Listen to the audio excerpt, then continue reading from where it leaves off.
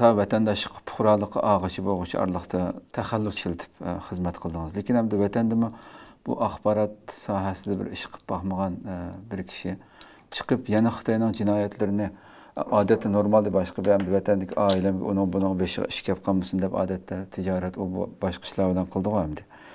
Yana Amerika ovozdagi bir tunji uyg'urilib kirib kunda Xitoyning jinoyatlarini pash qildigan yerda ishlashdiki, bu xizmatni tanlashingizga turtki bo'lgan narsa nima?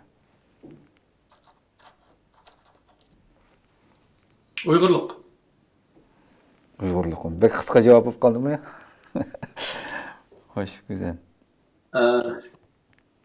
Endi faqat so'zlasak gap jiq. Endi uni agar har bir Uyg'ur kimligini, o'zining beshiga kelgan kulfatning nimaligini bilishga tirishsa, cho'qim hayotdagi eng muhim ishning shu Uyg'urning hoziri ham kelgusiga bosh qotirish, shuning tirishchanlik. Xo'sh. Tirishchanlik ko'z. Endi hayotda eng muhim ish nima degan savol har bir Uyg'urga ham keladi deb o'ylayman. Albatta, nurg'un hayotimizda kundalik turmushda nurg'un muhim ishlar beshimizni qatirdi. Lekin uning ustidagi eng muhim ish Uyg'ur bo'lish nuqtasidan Uyg'urning beshiga kelgan tarixiy ham hozirgi kulfat ham zulm dunyoga anglatish, ham shuningga qarshi turish. Shuning uchun ko'rak.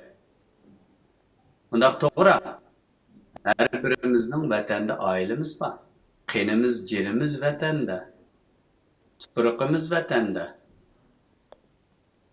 Lekin hech qilmay ansirab turishning o'zi bizni texmi yo'q qiladi. Xo'sh.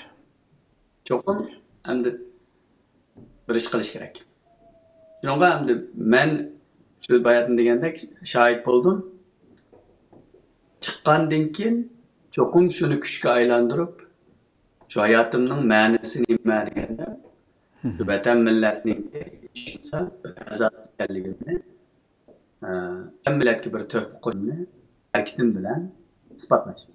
O'zimga isbotlash. Boshqa Xo'sh. Ko'p rahmat.